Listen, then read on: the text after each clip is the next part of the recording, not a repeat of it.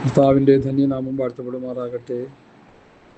വിശുദ്ധ സഭായോഗമായി ഭവനാന്തരീക്ഷത്തിൽ വീട്ടിലെ സഭ എന്ന നിലയിൽ കൂടിയൊരുവാൻ കർത്താവ് ഞങ്ങൾക്കൊരു അവസരം കൂടി നൽകി. 2026 4 മാസം 26 തീയതി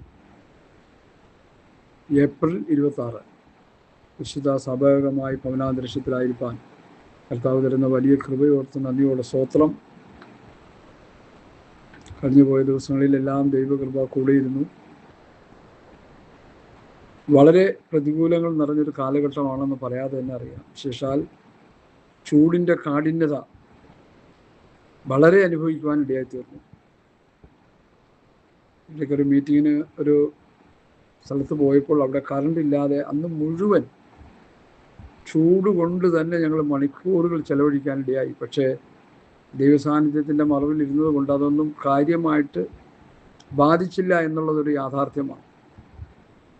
സ്തോത്രം. കാരണം ചൂടിനെ കുറിച്ച് ചിന്തിക്കാനൊന്നും സമയം കിട്ടിയില്ല. വചനധ്യാനവും ആത്മീയമായ അന്തരീക്ഷത്തിൽ ഇരുന്നത് കൊണ്ട് അത് വളരെ അനുഗ്രഹമായി. അങ്ങനെ നല്ല അനുഗ്രഹിക്കപ്പെട്ട കൂട്ടായ്മ കൂടുവാനും ആ ചൂടിൻ്റെ ഇടയിലും കർത്താവ് കൃപ നൽകി. ആസ്പിറ്റോസ് ഷീറ്റിൻ്റെ അടിയിലാണ് ഞങ്ങൾ ഇരുന്നത്. അപ്പോൾ തന്നെ ഫാനും സംവിധാനങ്ങളൊക്കെ ഉണ്ടെങ്കിൽ പോലും കറണ്ടില്ലാത്ത വന്നതുകൊണ്ട് വലിയ ചൂട് അനുഭവിക്കേണ്ടി വന്നു. എങ്കിലും ആ ആത്മീയ നിലവാരത്തിൽ ഇരുന്നത് കൊണ്ട്, വചനത്തിന് മുൻപിലായിരുന്നത് കൊണ്ട്, ആ വചനധ്യാനവും പഠനവുമായിട്ട് പോയതുകൊണ്ട് നല്ലൊരു ആത്മീയ അന്തരീക്ഷം ഞങ്ങൾക്ക് ലഭിക്കാൻ ഇടയായിത്തീർന്നു. സ്തോത്രം. ഇതുപോലെ കാലം ഈ ഭവനാന്തരീക്ഷത്തിലും ദൈവസന്നിധിയിലായിരിക്കാൻ കർത്താവ് തരുന്ന വിലപ്പെട്ട സന്ദർഭങ്ങളെ ഓർത്ത് നന്ദിയോട് സ്തോത്രം ചെയ്യുന്നു. ഇനി ഇങ്ങനെയുള്ള ആത്മീയമായ കൂടിവരവുകൾ അധികമൊന്നും നമുക്ക് കിട്ടുമെന്ന് ഞാൻ പ്രതീക്ഷിക്കുന്നില്ല. കാരണം അതുപോലെ പ്രതികൂലങ്ങൾ ഏറി വരികയാണ്. നമ്മുടെ ഭാരതത്തിൽ വർഗീയവാദികൾ വിഷം ചീറ്റിക്കൊണ്ടിരിക്കുന്ന ഒരു കാലഘട്ടമാണ്. നമുക്കറിയാം, ജനാധിപത്യ രാജ്യമാണെങ്കിലും ആ ജനാധിപത്യത്തെ തുരങ്കം വയ്ക്കുന്ന ഭരണാധികാരികളാണ് അധികാരം കയ്യേന്തിയിരിക്കുന്നതെന്ന് നമ്മൾ മനസ്സിലാക്കും. അധികാരം അവരുടെ കയ്യിൽ കിട്ടിയപ്പോൾ ജനാധിപത്യവും ഡെമോക്രസിയും, പിന്നെ ഡെമോക്രസി ജനാധിപത്യം, അതൊക്കെ മറന്ന് സ്വേച്ഛാധിപതികളെപ്പോലെ പ്രവർത്തിച്ചുകൊണ്ടിരിക്കുക. ഇതൊക്കെ അന്ത്യകാല ലക്ഷണങ്ങളാണ്. കഴിഞ്ഞ ദിവസം ഞാനൊരു മീറ്റിങ്ങിൽ സംസാരിച്ചതുപോലെ ബാബിലോൺ സാമ്രാജ്യം ആണ് ഈ ലോകത്തിലെ ഏറ്റവും വലിയ ഭരണ സംവിധാനങ്ങളിൽ ഒന്നായിട്ട് അറിയപ്പെടുന്നത്. ബാബിലോൺ, മേദ്യ, പെർസ, ഗ്രീസ്, റോം. ദാനിയേലിൻ്റെ പുസ്തകം 2-ാം അധ്യായത്തിൽ രാജാവ് കണ്ട ദർശനത്തിൽ ഒരു ബിംബം കാണുന്നു. ബിംബത്തിൻ്റെ 4 ഭാഗങ്ങൾ, 4 സാമ്രാജ്യങ്ങൾ. ഈ 4 സാമ്രാജ്യങ്ങളെയും തച്ചുടച്ച് യേശുക്രിസ്തു തൻ്റെ സാമ്രാജ്യം സ്ഥാപിക്കുന്ന ചിത്രമാണ് ആ ബിംബത്തിൻ്റെ അവസാന ഭാഗത്ത് കാണുന്ന കളിമണ്ണും ഇരുമ്പും കൊണ്ടുള്ള ആ ഭാഗം. ഇന്നത്തെ പെന്തക്കോസ്തുകാരും ഭക്തന്മാരും ദൈവമക്കളും അതൊന്ന് മനസ്സിലാക്കി, നമുക്കിവിടെ ഭരണവും വേണ്ട, നമുക്കിവിടെ യാതൊരൊന്നും ഈ ലോകത്തിൻ്റെ യാതൊരു അധികാരങ്ങളും നമുക്ക് കിട്ടിയില്ലെങ്കിലും ദൈവത്തിൻ്റെ ആ ഭരണസീമയ്ക്കുള്ളിൽ നമുക്കൊരു അവകാശം കിട്ടിയാൽ മതി എന്നുള്ള ചിന്തയോടുകൂടി നമ്മൾ ജീവിക്കണം. ഇവിടെ ആര് ഭരിച്ചാലും ശരിയാകത്തില്ല. BJP വന്നാലും, കോൺഗ്രസ് വന്നാലും, കമ്മ്യൂണിസ്റ്റ് വന്നാലും, ഏത് രാഷ്ട്രീയ കക്ഷി വന്നാലും മനുഷ്യന് ഭരിക്കാൻ കഴിയില്ല എന്ന് സത്യവേദ പുസ്തകം വ്യക്തമായി വെളിപ്പെടുത്തുന്നു. മനുഷ്യനെ ഭരിക്കാൻ കഴിയില്ല. രമ്യാപ്രവാഹനത്തിൽ ആ ഒരു വാക്യമുണ്ട്. മനുഷ്യനെ ഭരിച്ചാൽ ശരിയാകത്തില്ല. മനുഷ്യനെ ദൈവം തന്നെ ഭരിക്കണം. ഹല്ലേലൂയ. നമുക്കറിയാം, ഒന്നാമത്തെ ലേഖനമായ റോമാലേഖനം 1-ാം അധ്യായത്തിൽ, റോമാലേഖനം 1-ാം അധ്യായം ജാതികളെ കുറിച്ചാണ് വെളിപ്പെടുത്തുന്നത്. ഈ ലോക മനുഷ്യരെ കുറിച്ചാണ് വെളിപ്പെടുത്തുന്നത്. 2-ാം അധ്യായം യഹൂദൻ, 3-ാം അധ്യായത്തിൽ ജാതികളും യഹൂദന്മാരും. ഒരു ഗുണമില്ലാന്ന് അവിടെ കാണാൻ കഴിയുന്നു. 3-ാം അധ്യായത്തിൽ യേശുക്രിസ്തുവിൽ വിശ്വസിക്കുന്നവനെ ദൈവം നീതീകരിച്ച് ദൈവമകനാക്കി തീർക്കുന്നു. അപ്പോൾ 1-ാം അധ്യായത്തിൽ കിടക്കുന്ന ആ മനുഷ്യരുടെ ഒരു വലിയ കൂട്ടത്തെ നമുക്കൊന്ന് വചനത്തിലൂടെ പഠിച്ചെടുത്താൽ അവരെല്ലാം എങ്ങനെയുള്ളവരാണ്? ദൈവ വ്യവസ്ഥ വിട്ടുപോയി ദൈവവുമായിട്ട് യാതൊരു ബന്ധവുമില്ലാതെ ജീവിക്കുന്ന ഒരു വലിയ സമൂഹമാണ് അവരാണ് ഈ ലോകത്തെ ഭരിക്കുന്നത്. ഭക്തന്മാരൊന്നുമല്ല. അതിൻ്റെ 21-ാമത്തെ വാക്യം വായിക്കുമ്പോൾ അവർ ദൈവത്തെ അറിഞ്ഞിട്ടും അവരെ ദൈവമെന്നോർത്ത് മഹത്തീകരിക്കുകയോ നന്ദി കാണിക്കുകയോ ചെയ്യാതെ തങ്ങളുടെ നിരൂപണങ്ങളിൽ വ്യർത്ഥരായിത്തീർന്നു. അവിടെ വിവേകമില്ലാത്ത ഹൃദയം ഇരുണ്ടുപോയി. ജ്ഞാനികളെന്ന് പറഞ്ഞുകൊണ്ട് അവർ മൂഢരായിപ്പോയി. അക്ഷയനായ ദൈവത്തിൻ്റെ തേജസ്സിനെ അവർ ക്ഷയമുള്ള മനുഷ്യൻ, പക്ഷി, നാൽക്കാലി, ഇഴജാതി, യവൻ എന്നിവയുടെ രൂപസാദൃശ്യമാക്കി മാറ്റിക്കളഞ്ഞു. അതുകൊണ്ട് ദൈവം അവരെ തങ്ങളുടെ ഹൃദയങ്ങളിലെ മോഹങ്ങളിൽ സ്വന്തം ശരീരങ്ങളെ തമ്മിൽ അപമാനിക്കേണ്ടതിനേൽപ്പിച്ചു. ദൈവത്തിൻ്റെ സത്യം അവർ വ്യാജമാക്കി മാറ്റി. സൃഷ്ടിച്ചവനേക്കാൾ സൃഷ്ടിയെ ഭജിച്ചു ആരാധിച്ചു. അതുകൊണ്ട് ദൈവം അവരെ അപമാനരാഗങ്ങളിൽ ഏൽപ്പിച്ചു. ദൈവത്തെ പരിജ്ഞാനത്തിൽ ധരിപ്പാൻ ഇഷ്ടമില്ലാതെ ചെയ്യുവാൻ തക്കോണം അവരെ ഉചിതമല്ലാത്തത് ചെയ്യുവാൻ നികൃഷ്ടബുദ്ധിയിലേൽപ്പിച്ചു, അശുദ്ധിയിലേൽപ്പിച്ചു, അപമാനരാഗങ്ങളിലേൽപ്പിച്ചു, നികൃഷ്ടബുദ്ധിയിലേൽപ്പിച്ചു. അതിൻ്റെ പരിണിത ഫലം ഞാൻ മുഴുവൻ അവിടെ വായിക്കുന്നില്ല. നിങ്ങൾ അതിൻ്റെ 21 മുതൽ 32 വരെയുള്ള വാക്യങ്ങൾ നന്നായിട്ടൊന്ന് വായിച്ചു പഠിച്ചോണം. ലോകത്തുള്ള മനുഷ്യൻ്റെ ഒരു ചിത്രം പൗലോസ് ഇവിടെ വെളിപ്പെടുത്തുക ആത്മാവിൽ. അവരാരാ? അവർ സകല അനീതിയും ദുഷ്ടതയും അത്യാഗ്രഹവും ദുർബുദ്ധിയും നിറഞ്ഞവർ, അസൂയ, കുല, പിണക്കം, കപടം, ദുശീല എന്നിവ തിങ്ങിയവർ, കുരുളക്കാർ, ഏഷണിക്കാർ, ദൈവദോഷികൾ, നിഷ്ഠൂരന്മാർ, ഗർഭിഷ്ഠന്മാർ, ആത്മപ്രശംസക്കാർ, പുതുദോഷം സങ്കല്പിക്കുന്നവർ, മാതാപിതാക്കളെ അനുസരിക്കാത്തവർ, ബുദ്ധിഹീനർ, നിയമലംഘികൾ, വാത്സല്യമില്ലാത്തവർ, കനിവറ്റവർ, ഈ വക പ്രവർത്തിക്കുന്നവർ മരണയോഗ്യർ എന്നുള്ള ദൈവന്യായം അവർ അറിഞ്ഞിട്ടും അവയെ പ്രവർത്തിക്കുക മാത്രമല്ല പ്രവർത്തിക്കുന്നവർ പ്രസാദിക്കുകയും കൂടി ചെയ്യുന്നു. ആ മനുഷ്യ സമൂഹമാണ് ഇന്ന് ഭൂമിയിൽ കിടക്കുന്നത്. ദൈവവുമായിട്ടുള്ള ബന്ധം വിട്ടുപോയവര്,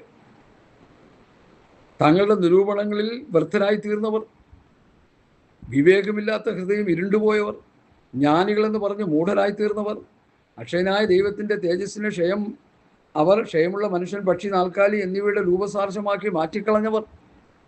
അവർ ലോകം ഭരിച്ച് എവിടെ നന്നാകാനാ? അവരുടെ ഭരണത്തിൻ്റെ കീഴിൽ നമുക്ക് എന്ത് ഗുണം വരാനാ? ഒന്നും വരത്തില്ല. ലോകത്തുള്ള ഭരണാധിപന്മാരെ മുഴുവൻ എടുത്തു നോക്കിക്കോ, ഒരു ഭരണവും സുശക്തമല്ല. എല്ലാം ആടിയുലയുന്ന ഭരണങ്ങളാണ്. അതുകൊണ്ടാണ് ദാനിയേൽ പ്രവചനം 2-ാം അധ്യായത്തിൽ നെബൂഖദ്നേസർ കണ്ട ബിംബം 4 ഭരണ സാമ്രാജ്യങ്ങളെ കാണിക്കുന്നു എന്ന് ഞാൻ പല പ്രാവശ്യം പ്രസംഗിച്ചുകൊണ്ടിരിക്കുക. ബാബിലോൺ, മേദ്യ, പെർഷ്യ, ഗ്രീസ്, റോം. ഈ 4 ഭരണ സംവിധാനങ്ങളെ തകർത്ത് തരിപ്പണമാക്കി അവസാനം നിൽക്കുന്ന ഡെമോക്രസി, ജനാധിപത്യം, അതുകൂടി തകർത്ത് തരിപ്പണമാക്കുന്ന ഒരു കഴിവ് തൊടാതെ പറഞ്ഞു വരുന്ന ഒരു കല്ല് യേശുക്രിസ്തുവിനെ ദാനിയേൽ വെളിപ്പെടുത്തുന്നു. അത് ദൈവപുത്രൻ ഈ ഭൂമിയിൽ വന്ന് 1000 ആണ്ട് ഭരിക്കും എന്ന ഒരു ശക്തമായ മുന്നറിയിപ്പാണ് ആ വേദഭാഗങ്ങൾ നമുക്ക് തരുന്നത്. അത് പഠിച്ചു കഴിയുമ്പോൾ നമുക്ക് മനസ്സിലാവും നമ്മുടെ ജീവിതം പ്രത്യാശാ നിർഭരമായി തീരും. കാരണം കർത്താവ് ഈ ഭൂമിയെ ഭരിക്കാൻ പോകും 1000 ആണ്ട്. ഇവിടെ ആര് ഭരിച്ചാലും ഇങ്ങേയറ്റം കൊഞ്ഞ 40 വർഷമൊക്കെ ഭരിക്കുകയുള്ളൂ. ദാവീദും സോളമനൊക്കെ അത്രയും ഭരിച്ചതായിട്ടൊക്കെ കാണുന്നത്. ഇവിടെ മനുഷ്യൻ അത്രയൊന്നും എത്താറില്ല. അതിനുമുമ്പ് ആരെങ്കിലും ഭരിച്ച് തറയിടും. അപ്പോൾ ഈ ഇത്രയും വർഷം ഭരിച്ചാലും മനുഷ്യനൊരു തൃപ്തിയില്ല, സംതൃപ്തിയില്ല. കാരണം എന്താ? ഈ ദൈവവുമായിട്ടുള്ള ബന്ധം നഷ്ടപ്പെട്ട മനുഷ്യനാണ് ഈ ലോകം ഭരിക്കുന്നത്. ഹല്ലേലൂയ. അപ്പൊ അതിൻ്റെ കീഴിൽ സുശക്തമായൊരു ഭരണം ആർക്കും ലഭിക്കുകയില്ല. നീതിയോടെ, യെശയ്യാ പ്രവാചകൻ പറയുന്നത്, ഒരു രാജാവ് നീതിയോടെ വാഴും. അതാരാ? യേശുക്രിസ്തു. നാം അവൻ്റെ നീതി വസിക്കുന്ന പുതിയ ആകാശം പുതിയ ഭൂമിക്കായിട്ട് കാത്തിരിക്കുന്നു. കഴിഞ്ഞ ദിവസങ്ങളിലൊരു പ്രസംഗ വിഷയമാണ് കുരുവാക്യം 2 പത്രോസ് 3:13. നാം അവൻ്റെ നീതി വസിക്കുന്ന പുതിയ ആകാശം പുതിയ ഭൂമി. ഈ ഭൂമിയിൽ നീതി വസിക്കുന്നില്ല. അഴിമതിയുടെ കൂത്തരങ്ങാണ് ഈ ഭൂമിയിൽ. അഴിമതിയിൽ മുങ്ങിക്കുളിച്ച് നടക്കുകയാണ് രാഷ്ട്രീയ നേതാക്കന്മാരെ. എല്ലാ ഭരണ സംവിധാനങ്ങളും ഡെമോക്രസി എന്ന് പറയുമ്പോൾ ജനാധിപത്യമാണെന്ന് അർത്ഥമാക്കുന്നെങ്കിലും അനീതിയുടെ കൂത്തരങ്ങാണ് ഇവിടെ നടക്കുന്നത്. കഴിഞ്ഞ ദിവസം ഒരു ക്ലിപ്പ് ഞാൻ കണ്ടു. ഒരു അമ്മച്ചിയുടെ രോദനം. സർക്കാർ പണിത് കൊടുത്ത വീട്, എത്രയോ വീടുകൾ പണിത് കൊടുത്തു. അവരവിടെ കിടന്ന് കരയുക. ആ വീട്ടിൽ അവർ പറഞ്ഞു, നേരത്തെ ഞങ്ങൾ കിടന്ന വീട് താഴ്ന്ന പ്രദേശമാണ്, വെള്ളപ്പൊക്കം വരുമ്പോൾ വീട്ടിൻ്റെ മുകളിൽ കയറിയുന്ന മതിയാണ്. ഇപ്പോൾ ഫ്ലാറ്റ് പോലെയൊക്കെ പണിത് കൊടുത്തിരിക്കുക. മുകളിലുള്ള ഫ്ലാറ്റിലെ കക്കൂസയുടെ വെള്ളവും കുളിമുറിയുടെ വെള്ളവും ഒക്കെ ഞങ്ങളുടെ അടുക്കളയിൽ അവിടെയൊക്കെ ഇങ്ങനെ ഒലിച്ചിറങ്ങിക്കൊണ്ടിരിക്കുക. ഒരു നിവൃത്തിയും ഞങ്ങൾക്കില്ല. കാരണം 18 ലക്ഷം രൂപ വെച്ച് ഓരോ ഫ്ലാറ്റിന് പണിതായിട്ട് സർക്കാർ കണക്കുകളൊക്കെ GCDA പണിത് ഒരു കാശ് വസൂലാക്കി. ഈ 18 ലക്ഷത്തിൽ 10 ലക്ഷം പോലും അതിൽ മുടക്കില്ലെന്നാണ് അവർ തന്നെ പറയുന്നത്. ഒരു 15 ലക്ഷം രൂപ ഞങ്ങൾക്ക് തന്നെങ്കിൽ ഞങ്ങൾ എവിടെയെങ്കിലും ഇപ്പോൾ വീടും സ്ഥലവും മേടിച്ചാൽ 10 ലക്ഷം രൂപയ്ക്ക് 2-3 സെൻറ്റ് സ്ഥലവും നല്ല വീടും കിട്ടുമല്ലോ ഇപ്പോൾ ഉള്ളിലോട്ടൊക്കെ മാറിയാൽ. അങ്ങനെ അവർ കിടന്ന് വിലപിക്കുക. കാരണം 18 ലക്ഷം രൂപ ഒരു വീടിന് വേണ്ടി എഴുതിയെടുത്തിട്ട് 10 ലക്ഷം രൂപ പോലും മുടക്കാതെ എത്രയോ വീടുകൾ പണിത് അതിൽ നിന്ന് ലക്ഷങ്ങൾ കൊയ്തെടുത്ത് സുഖിക്കുന്ന സൂഹ്യന്മാരായ നിയമപാലകന്മാർ. ഇവരൊക്കെ എന്നാ ഭരിക്കാനാ? ഇവർ ഭരിച്ചിട്ട് ആര് നന്നാകാനാ? ഏത് രാഷ്ട്രീയ പാർട്ടി ആയിക്കോട്ടെ, ഞാൻ ഒരു പാർട്ടിയിലും പെട്ട ആളല്ല. അഴിമതിയിൽ മുങ്ങിക്കുളിച്ച് നടക്കുന്ന രാഷ്ട്രീയ സംവിധാനങ്ങളാണ് നമുക്കുള്ളതെന്ന് പറഞ്ഞാൽ സത്യം സത്യം സത്യം. മറ്റുള്ള യൂറോപ്യൻ രാജ്യങ്ങളിലൊക്കെ ആണെങ്കിൽ ഇപ്പോൾ കിങ് മുൻ ഭരിക്കുന്ന ഉത്തരകൊറിയയിലേക്കാണെങ്കിൽ അഴിമതി കാണിച്ച അപ്പോൾ സ്പോട്ടിൽ അവർ വെടിവെച്ച് കൊല്ലും. ഇവിടെയോ വാദി പ്രതിയാകും. കാരണം അങ്ങനത്തെ നിയമമാണ് ഇവിടെ. ഇവിടെ ദുർബലരായ ഭരണകർത്താക്കളാണ് നമുക്കുള്ളത്. കഴിവുറ്റ ഭരണം നമുക്കില്ല. നിയമങ്ങളുണ്ടെങ്കിലും നിയമത്തെ കാറ്റിൽ പറത്തി മുൻപോട്ട് പോകുന്ന ഭരണ സംവിധാനങ്ങൾ, നിയമപാലകന്മാർ, വേലി തന്നെ വിളവ് തിന്നുന്നവർ. പ്രിയപ്പെട്ടവരെ, പറഞ്ഞു പോയാൽ അങ്ങനെ പറഞ്ഞ് സമയം പോകും. അതുകൊണ്ട് അതിലേക്ക് ഞാൻ കടക്കുന്നില്ല. കർത്താവായ യേശു ക്രിസ്തു ഈ ഭൂമിയെ ഭരിക്കാൻ വരുന്നുണ്ട്. കർത്താവിൻ്റെ പ്രത്യക്ഷതയിൽ നമ്മൾ രൂപാന്തര ശരീരം പ്രാപിച്ച് സ്വർഗത്തിലേക്ക് എടുക്കപ്പെടുകയും 7 വർഷത്തെ മഹോദര കാലത്തിന് ശേഷം ഈ ഭൂമിയെ ഭരിക്കാൻ ദൈവപുത്രൻ വരുമ്പോൾ അവനോടൊപ്പം നമ്മൾ രാജാക്കന്മാരായിട്ട് വാഴും. 1000 ആണ്ട് കഴിയുമ്പോൾ ഈ ഭൂമിയെ ചുട്ടരിച്ച് ഒരു പുതിയ ആകാശം, പുതിയ ഭൂമി ദൈവം നമുക്ക് വേണ്ടി ഒരുക്കുന്നു. അതുകൊണ്ട് കർത്താവിൻ്റെ വരവിന് വേണ്ടി ഒരുങ്ങുന്നതാണ് അഭികാമ്യം. കർത്താവിൻ്റെ രാജ്യത്തേക്ക് പോകുന്നതാണ് ഉത്തമം. ഇവിടെ കിടന്ന് രാഷ്ട്രീയം കളിച്ച്, ഇവിടെ കിടന്ന് ഭരണം കയ്യാളി, ഇവിടെ കിടന്ന് ഈ ലോകത്തിൻ്റെ ഗതിവിധികൾക്കനുസരിച്ച് പോകുന്നവരൊക്കെയും ഈ ലോകത്തോടൊപ്പം നശിച്ച് നാമാവിശേഷമാകുമെന്ന് വ്യക്തമായിട്ട് നമുക്ക് വചനത്തിലൂടെ പഠിക്കാൻ കഴിയുന്നു. ഇവിടെ പെന്തക്കോസ്തിൻ്റെ ചില ലീഡർമാരൊക്കെ ഇവിടുത്തെ ഭരണത്തിന് വേണ്ടി കിടന്ന് ചക്രശ്വാസം വലിക്കുക. എന്തിനാണോ മനസ്സിലാകുന്നില്ല. ഞാൻ വിചാരിക്കുന്നത് 10 ചക്രം ഉണ്ടാക്കാൻ വേണ്ടിയുള്ള പരിപാടികൾ അവർ ചെയ്തു കൂട്ടുന്നതെന്ന് ഞാൻ മനസ്സിലാക്കുന്നു. ഉദ്ദേശം അങ്ങനെ കാണില്ലെങ്കിലും കസേര കിട്ടിക്കഴിയുമ്പോൾ അത് ആ ചിന്തകളൊക്കെ താനേ വരും. അതുകൊണ്ട് ഈ ലോകം സാത്താൻ്റെ നിയന്ത്രണത്തിൽ, ഈ ലോകത്തിൻ്റെ പ്രഭു സാത്താൻ, ഈ ലോകത്തിൻ്റെ ദൈവം സാത്താൻ, ഈ ലോകത്തെ നിയന്ത്രിച്ചുകൊണ്ടിരിക്കുന്ന പിശാചാണ്. എന്നാൽ നമ്മുടെ ആത്മാവിൻ്റെ രക്ഷ നമുക്ക് നൽകിത്തന്നു, പരിശുദ്ധാത്മാവിനെ നൽകിത്തന്നു, വചനം നൽകിത്തന്നു, ഉപദേശം നൽകിത്തന്നു. ഇതൊക്കെ നമ്മൾ വായിക്കുകയും പഠിക്കുകയും ധ്യാനിക്കുകയും ചെയ്ത് ദൈവരാജ്യത്തിന് വേണ്ടി, സ്വർഗരാജ്യത്തിന് വേണ്ടി ഒരുങ്ങണമേ എന്ന ഒരു വലിയ അഭ്യർത്ഥനയാണ് പ്രാരംഭമായിട്ട് എനിക്ക് നിങ്ങളോട് പറയാനുള്ളത്. കഴിഞ്ഞ ദിവസം ഞാൻ മൊബൈലിൽ ഒരു കാഴ്ച കണ്ടു. ഒരു സ്കൂട്ടറുകാരൻ റോഡിൻ്റെ അരികത്തെന്ന് പറയാൻ പറ്റത്തില്ല, ആക്ച്വലി റോഡിൽ തന്നെയാണ് അദ്ദേഹം നിൽക്കുന്നത്. റോഡിൻ്റെ അരികെന്ന് പറയാൻ ഒരു 1.5-2 മീറ്ററോളം സ്ഥലം ഇദ്ദേഹം നിൽക്കുന്ന ആ സ്ഥലം കഴിഞ്ഞ് പിന്നെയും ഇടതുവശത്ത് കിടപ്പുണ്ട്. അങ്ങോട്ട് മാറി നിൽക്കാം, മതിലിനോടൊക്കെ മാറി നിന്ന് കഴിഞ്ഞാൽ അപകടം വരത്തില്ല. ഒരു വണ്ടി വന്ന് ഇദ്ദേഹത്തെ ഇടിച്ച് തെറിപ്പിച്ചിട്ട് കടന്നുപോയി. ഇദ്ദേഹം പക്ക റോഡിലാണ് നിന്നിരുന്നത്. നമുക്ക് ആ ചിത്രം കാണുമ്പോൾ കാണാൻ കഴിയും. അവിടെ നിന്നുകൊണ്ട് ഫോൺ വിളിക്കുക, അത് നിയമലംഘനമാണ്. വണ്ടി ഓടിക്കുമ്പോൾ ഫോൺ വരുന്നത് തന്നെ, ഫോൺ എടുക്കുന്നതിന് നിയമലംഘനമാണ്. പിന്നെ റോഡിൽ നിർത്തി ഫോൺ സംസാരിക്കുന്നതിന് നിയമലംഘനമാണ്. അപ്പം നിയമലംഘനങ്ങൾ പലരും ചെയ്തുകൊണ്ടിരിക്കുന്നു. അതിൻ്റെ തിക്തമായ ഫലങ്ങൾ പലരും അനുഭവിച്ചുകൊണ്ടിരിക്കുന്നു. ഞാനത് ഓർത്ത് വ്യാകുലപ്പെടുക. കാരണം ഈ ലോകത്തിൻ്റെ നിയമം തെറ്റിച്ചാൽ അപകടം പതിയിരിക്കുന്നുവെങ്കിൽ, ഇന്ന് രാവിലെ ഞാൻ എൻ്റെ കുടുംബത്തുള്ളത് പറഞ്ഞു, ഈ വേദപുസ്തകത്തിൻ്റെ സ്വർഗീയ കോടതിയുടെ നിയമങ്ങൾ നമ്മൾ തെറ്റിച്ചാൽ, സ്വർഗരാജ്യത്തിൻ്റെ ദൈവരാജ്യത്തിൻ്റെ നിയമങ്ങൾ നമുക്ക് തെറ്റിച്ചാൽ നമുക്ക് ശിക്ഷയില്ലെന്നോ? ഇവിടെയാണ് നമ്മൾ മനസ്സിലാക്കേണ്ടത് സഹോദരങ്ങളെ. ഈ ലോകത്തിനൊരു നിയമമുണ്ടെങ്കിൽ, ഈ ലോകത്തിലുള്ള കോടതികൾക്ക് നിയമങ്ങളുണ്ടെങ്കിൽ, സ്വർഗരാജ്യത്തിലേക്കും സ്വർഗീയ കോടതികൾക്കും നിയമമുണ്ട്, പ്രമാണങ്ങളുണ്ട്, വ്യവസ്ഥകളുണ്ട്. ഈ ലോകത്തിൻ്റെ നിയമങ്ങൾക്കനുസരിച്ച് നമ്മൾ പോകുന്നവരായി തീർന്നാൽ ഈ ലോകത്ത് വലിയ പരിക്കുകളില്ലാതെ നമുക്ക് ജീവിച്ചു പോകാം. അതുപോലെ സ്വർഗരാജ്യത്തിൻ്റെ നിയമങ്ങൾ, സ്വർഗീയ കോടതിയുടെ നിയമങ്ങൾ, ദൈവരാജ്യത്തിൻ്റെ നിയമങ്ങൾ, സ്വർഗരാജ്യത്തിൻ്റെ നിയമങ്ങൾ നമുക്ക് തന്നിരിക്കുന്നത് പ്രമാണം, ക്രിസ്തുവിൻ്റെ ഉപദേശം, ക്രിസ്തുവിൻ്റെ ന്യായപ്രമാണം, കർത്താവായ യേശുക്രിസ്തുവിൻ്റെ പഥ്യവചനം, ഭക്തികൃത ഉപദേശം, രാജകീയ ന്യായപ്രമാണം, സ്വാതന്ത്ര്യത്തിൻ്റെ തികഞ്ഞ ന്യായപ്രമാണം, ക്രിസ്തുവിൻ്റെ ന്യായപ്രമാണം, ക്രിസ്തുവിൻ്റെ ഉപദേശം ആദ്യായവൽ നിലനിന്ന് ജീവിച്ച് ആ സ്വർഗീയ പ്രമാണങ്ങളെ നമ്മൾ അനുസരിച്ചാൽ നമുക്ക് രക്ഷപ്പെടാം. ഇല്ലെങ്കിൽ നമ്മൾ പിടിക്കപ്പെടും. ഈ ലോകത്തിൻ്റെ നിയമം തെറ്റിക്കുന്നവന് ശിക്ഷയുണ്ടെങ്കിൽ സ്വർഗീയ നിയമങ്ങളെ തെറ്റിക്കുന്നവന് ശിക്ഷയുണ്ട്. ഫിലിപ്പിയ ലേഖനം 3-ാം അധ്യായത്തിൻ്റെ അവസാനത്തെ 2 വാക്യം ഒന്ന് വായിച്ചാട്ട്. ഫിലിപ്പിയർ 3-ന്റെ അവസാനത്തെ വാക്യം അവിടെ എഴുതിയിരിക്കുന്നത്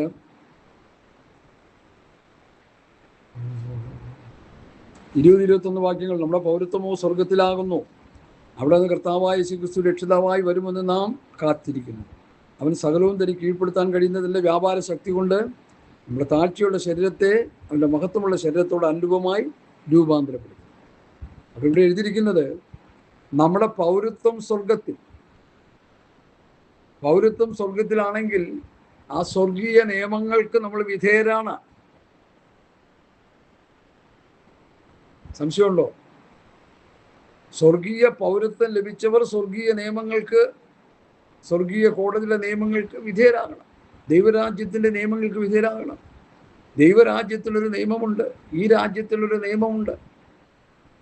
ദൈവരാജ്യത്തിൻ്റെ നിയമങ്ങളെയും സത്യങ്ങളെയും പ്രമാണങ്ങളെയും നമ്മൾ അറിയാതെ പോയാൽ നമ്മളെപ്പോലെ ബുദ്ധിഹീനൻ ലോകത്ത് പറയില്ല. ഹല്ലേലൂയ. ഈ രാജ്യത്തിൻ്റെ നിയമങ്ങൾക്ക് വിധേയപ്പെടാത്തവർ ന്യായമായ ശിക്ഷയ്ക്ക് വിധേയരാക്കുമെങ്കിൽ സ്വർഗരാജ്യത്തിൻ്റെ നിയമങ്ങളെ തെറ്റിക്കുന്നവർക്ക് അവിടെ ശിക്ഷ കിട്ടും. ഇവിടെ നമുക്ക് ഒഴിയൊഴികളുണ്ട്, അല്ലെങ്കിൽ കൈക്കൂലി കൊടുത്തും രാഷ്ട്രീയ സ്വാധീനം ഉപയോഗിച്ചും നമുക്ക് വേണമെങ്കിൽ രക്ഷപ്പെടാൻ പഴുതുകൾ കണ്ടെത്താം. എന്നാൽ സ്വർഗീയ കോടതിയുടെ മുൻപിൽ യാതൊരു രക്ഷയുമില്ല, പഴുതുകളില്ല. പഴുതുകൾ അടച്ച് ശിക്ഷ കൊടുത്ത് നിത്യമായ നരകാഗ്നിയിലേക്ക് തള്ളിക്കളയുമെന്ന് പുസ്തകം നമുക്ക് മുന്നറിയിപ്പ് തരുന്നു. അതുകൊണ്ട് ദൈവരാജ്യത്തിൻ്റെ നിയമങ്ങളും സ്വർഗരാജ്യത്തിൻ്റെ നിയമങ്ങളും അനുസരിച്ച് ജീവിക്കുവാൻ ദൈവമക്കളാകുന്ന നമ്മൾ ബാധ്യസ്ഥരാണ്. അതിൽ യാതൊരു കൃത്യവിലോപം വരുത്താൻ പാടില്ല എന്ന ശക്തമായ മുന്നറിയിപ്പോടുകൂടി എൻ്റെ ടൈറ്റിൽ മെസ്സേജിൽ നിന്ന് ഞാൻ കൊലോസ്യ ലേഖനം 1-ാം അധ്യായത്തിൻ്റെ പഠനത്തിലേക്ക് വരുന്നു. നിങ്ങളുടെ വചനം ധ്യാനം കൊലോസ്യ ലേഖനം 1-ാം അധ്യായം. ദൈവേഷ്ടത്താൽ യേശുക്രിസ്തുവിൻ്റെ അപ്പോസ്തലനായ പൗലോസും സഹോദരനായ തിമോത്തിയോസും കൊലോസ്യയിലുള്ള വിശുദ്ധന്മാർക്കും ക്രിസ്തുവിൽ വിശ്വസ്ത സഹോദരന്മാരുമായവർക്ക് എഴുതുന്നത്. നമ്മുടെ പിതാവാം ദൈവത്തിൽ നിന്ന് നിങ്ങൾക്ക് കൃപയും സമാധാനം ഉണ്ടാകട്ടെ. എഫേസ്യ ലേഖനം, ഫിലിപ്പിയ ലേഖനം, കൊലോസ്യ ലേഖനം ആദ്യായ ലേഖനങ്ങളെ കാരാഗ്രഹ ലേഖനങ്ങൾ എന്നറിയപ്പെടുന്നു. അപ്പോസ്തലനായ പൗലോസ് സുവിശേഷ നിമിത്തം കാരാഗ്രഹത്തിൽ കിടന്നപ്പോൾ ആ ഇരുണ്ട വെളിച്ചത്തിൽ താൻ എഴുതിയ ലേഖനങ്ങളാണ് ഈ ലേഖനങ്ങൾ. ഈ ലേഖനത്തിൻ്റെ പ്രത്യേകത, വേണ്ട രീതിയിൽ ഭക്ഷണമില്ല, വേണ്ട രീതിയിലുള്ള സുഖസൗകര്യങ്ങളില്ല, വെളിച്ചം പോലും വേണ്ട രീതിയിലില്ല. അങ്ങനെ കാരാഗ്രഹത്തിൻ്റെ ആ കഷ്ടതയുടെ തീച്ചൂളയിലൂടെ പോകുമ്പോൾ പൗലോസ് ദൈവസഭയെ പ്രബോധിപ്പിച്ച് കൊലോസ്യ സഭയെ, എഫേസ്യ സഭയെ, ഫിലിപ്പിയ സഭയൊക്കെ ഉദ്ധരിച്ചെടുക്കുവാൻ, ആത്മീയ വളർച്ചയിലേക്കും ആത്മീയ വർധനവിലേക്കും ആത്മീയ നിറവിലേക്കും സഭയെ നടത്തുവാൻ വേണ്ടി അക്ഷാന്ത പരിശ്രമം ചെയ്യുന്ന ലേഖനങ്ങളാണ് ഈ ലേഖനങ്ങൾ. ഇതൊക്കെ ഈ ലേഖന പഠനത്തെക്കുറിച്ച് ശക്തമായ വേറൊരു വിഷയത്തിലേക്ക് ഞാൻ നിങ്ങളെ ശ്രദ്ധയെ ക്ഷണിക്കുന്നു. 1 കൊരിന്ത്യ ലേഖനം 14-ാം അധ്യായത്തിൻ്റെ 37-38 വാക്യങ്ങളെന്ന് വായിക്കാം. 1 കൊരിന്ത്യ ലേഖനം 17-ാം അധ്യായം 14-ാം അധ്യായത്തിൻ്റെ 37-38 വാക്യം. 1 കൊരിന്ത്യ ലേഖനം 14-ാം അധ്യായത്തിൻ്റെ 37-38 വാക്യം. അവിടെ എന്താ എഴുതിയിരിക്കുന്നത്? താൻ പ്രവാചകനെന്നോ ആത്മീയനെന്നോ ഒരുത്തിന് തോന്നുന്നുവെങ്കിൽ ഞാൻ നിങ്ങൾക്ക് എഴുതുന്നത് കർത്താവിൻ്റെ കൽപ്പനയാകുന്നു.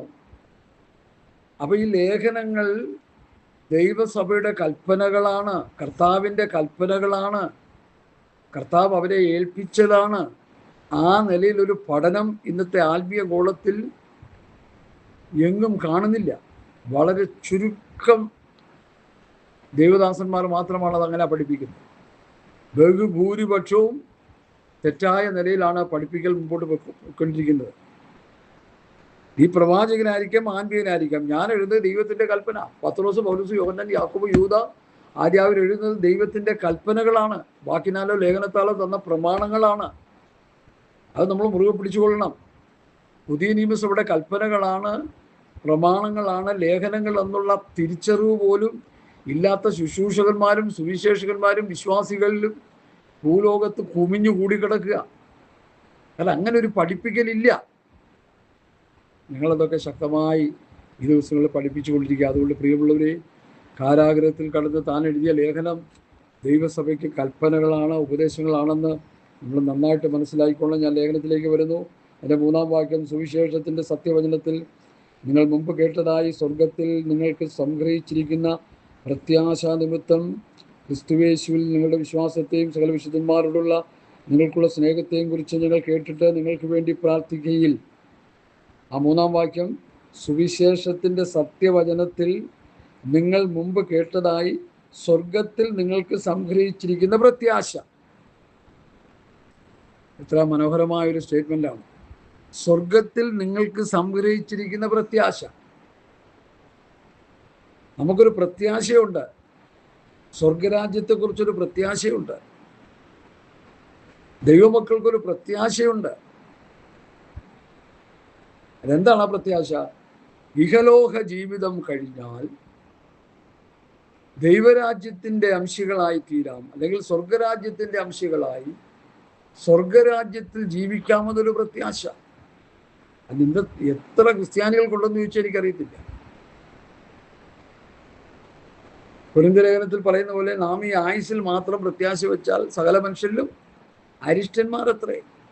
ഈ ആയുസ്സിൽ മാത്രം പ്രത്യാശ വെച്ച് ഈ കാണപ്പെട്ട ഭൂമിയിൽ ഈ കാണപ്പെട്ട സുഖ സൗകര്യങ്ങളിൽ മാത്രം സംതൃപ്തി അടഞ്ഞ് ജീവിക്കുന്ന വിശ്വാസികളെ കൊണ്ട് ലോകം നിറഞ്ഞിരിക്കുകയാണ്.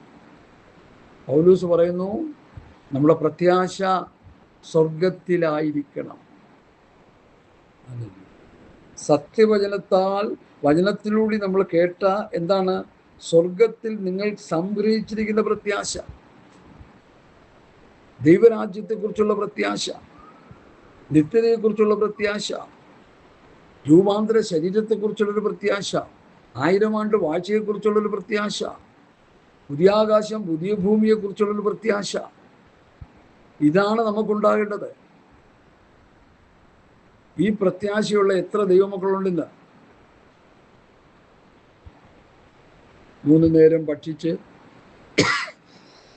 കിട്ടിയിരിക്കുന്ന ജീവിത സൗകര്യങ്ങളിൽ സംതൃപ്തരായി ഈ ലോകത്തിൻ്റെ സുഖഭോഗങ്ങളിലൊക്കെ മുഴുകി കിടന്ന് പെരണ്ട് അവസാനം മരിച്ചു കഴിയുമ്പോൾ കൊണ്ടുവന്ന് കുടിച്ചിടാൻ നേരത്ത് പാസ്റ്റർ പറയും, ക്രിസ്തുവിൽ മരിച്ചവർ ഉയർത്തെഴുന്നേറ്റ് വരും, ജീവനിരിക്കുന്ന രൂപാന്തരം. അത് പുസ്തകത്തിൽ എഴുതി വെച്ചേക്കുന്ന കാര്യമില്ലേ?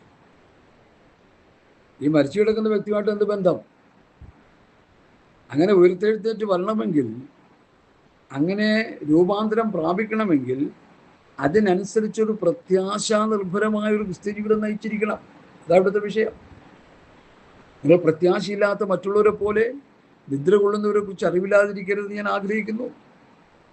ലോകത്തിലെ മനുഷ്യർക്ക് പ്രത്യാശയില്ല. ലോകത്തിലെ മനുഷ്യർക്ക് പ്രത്യാശയില്ല. അവർക്ക് ഭാവിയെക്കുറിച്ചുള്ള ചിന്തയില്ല. അവർക്ക് ഇവിടുത്തെ സുഖജീവിതം മാത്രം മതി. അതുപോലെ നമ്മൾ ആകരുതെന്നാണ് പൗലോസ് തെസ്സലോനിക്കരോട് പറയുന്നത്. നമ്മുടെ പ്രത്യാശ സ്വർഗത്തിലായിരിക്കണം. അതാണ് ഈ വാക്യം നമുക്ക് തരുന്നത്. കൊലോസ്യർ 1:3 തരുന്ന പഠനം, നമ്മുടെ പ്രത്യാശ എന്തായിരിക്കണം? സ്വർഗത്തിലായിരിക്കണം. സ്വർഗത്തിൽ നിങ്ങൾ സംഗ്രഹിച്ചിരിക്കുന്ന പ്രത്യാശ. കള്ളന്മാർ തുറന്നു മോഷ്ടിക്കുകയും പുഴുവരിക്കുകയും തുരുമ്പെടുക്കുകയും ചെയ്യുന്ന ഭൂമിയിൽ നിങ്ങൾ നിക്ഷേപം സ്വരൂപിക്കരുത്. കള്ളന്മാർ തുറന്നു മോഷ്ടിക്കാത്ത, പുഴുവരിക്കാത്ത, തുരുമ്പെടുക്കാത്ത സ്വർഗത്തിൽ നിക്ഷേപം സ്വരൂപിച്ചു കൊള്ളുവീൻ. അതിൻ്റെ അർത്ഥം സ്വർഗീയ പ്രത്യാശയുള്ളവരായി ജീവിക്കണമെന്നാണ്. അവിടെ എങ്ങാണ്ട് നിക്ഷേപം കൊണ്ട് സ്വരൂപിക്കാൻ പറ്റുമോ? ഡോളറോ പൗണ്ടോ റിയാലോ യൂറോ ഡോളറോ ഇതെല്ലാം അവിടെ കൊണ്ടുപോയി സ്വരൂപിക്കാൻ പറ്റുമോ? ഇല്ല. സ്വർഗരാജ്യത്തെക്കുറിച്ചുള്ളൊരു പ്രത്യാശ നമുക്കുണ്ടാകണമെന്നാണ് ആ വാക്യങ്ങളിലൂടെ നമ്മൾ പഠിച്ചെടുക്കേണ്ടത്. ആ പ്രത്യാശയുള്ള എത്ര പേരുണ്ട് ഇന്ന് ഭൂമിയിൽ? വിശ്വാസികളാണെന്ന് പറഞ്ഞ് പാട്ടും പാടി തുള്ളിച്ചാടി നടക്കുക. ഒരു പ്രത്യാശയില്ല. ഇന്ന് കണ്ണടച്ചാൽ കർത്താവിൻ്റെ വരവിൽ ഉയർത്തെഴുന്നേറ്റ് വരുമെന്ന് പ്രത്യാശിക്കുന്ന എത്ര പേരുണ്ട്?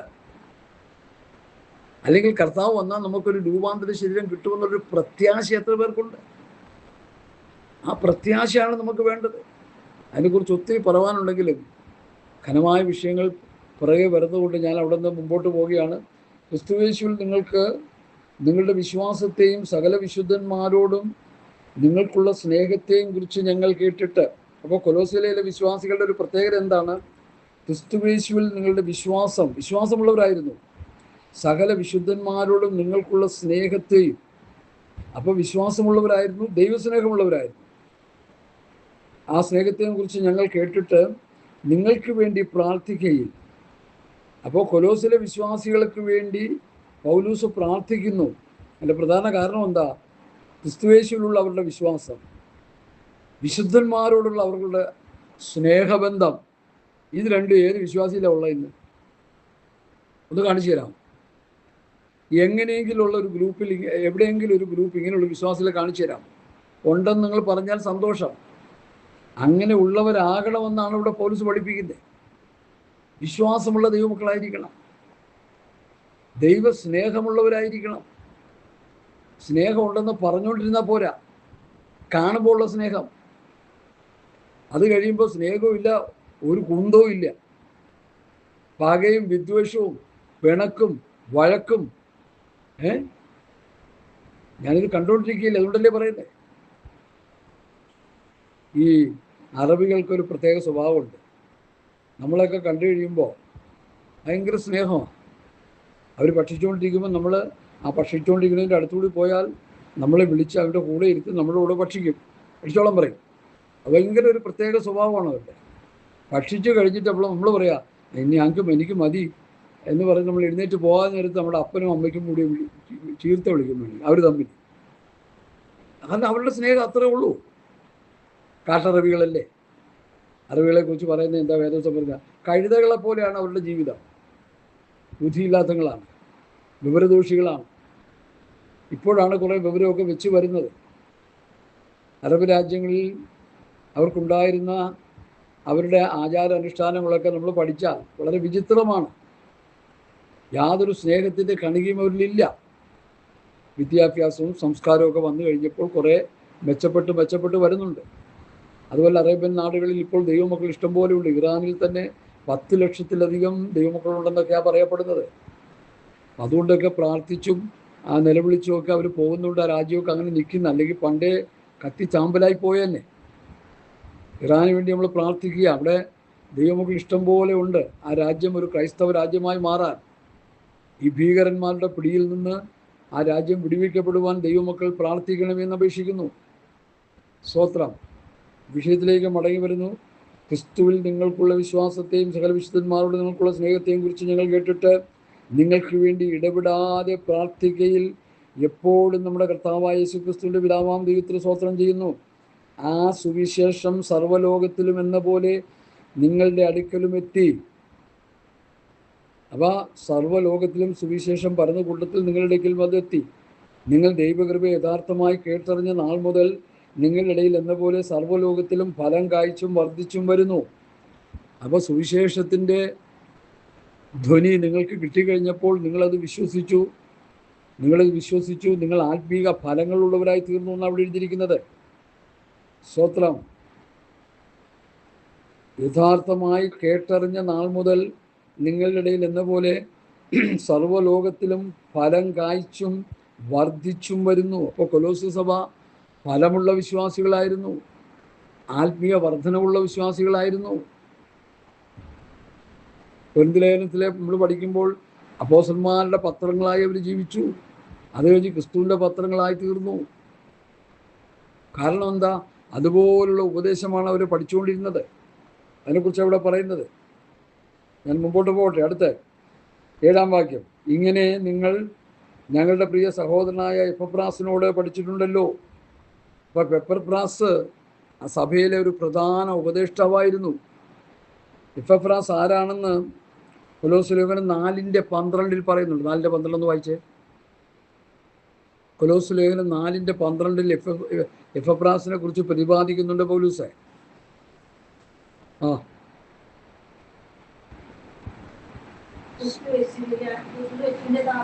ക്രിസ്തുയേശുവിന്റെ ദാസനായ എപ്പഫ്രാസ് നിങ്ങൾക്ക് വന്ദനം ചെയ്യുന്നു.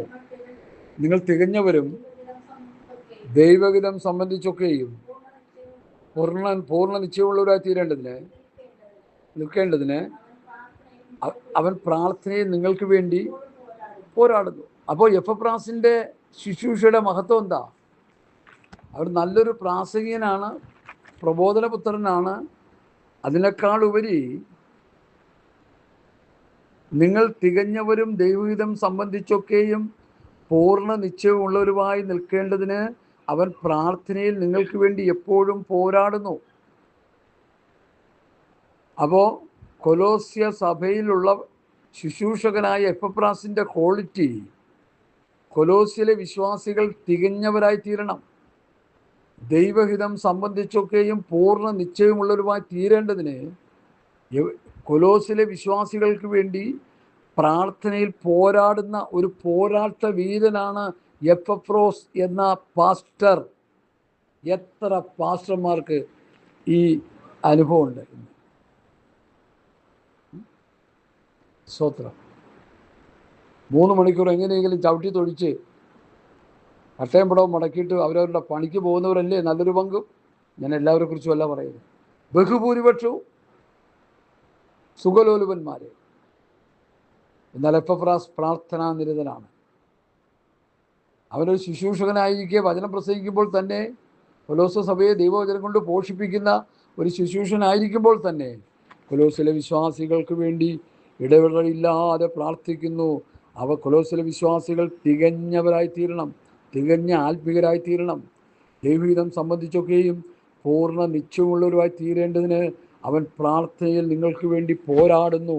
പോരാട്ട പ്രാർത്ഥന കഴിക്കുന്ന ഒരു ഭക്തനാണ് എപ്പഫ്രാസ് എന്നാണ് ഈ വചനത്തിലൂടെ നമുക്ക് മനസ്സിലാക്കാൻ കഴിയുന്നത്. പ്രിയമുള്ളവരെ, ഹല്ലേലൂയ, സ്തോത്രം, സ്തോത്രം.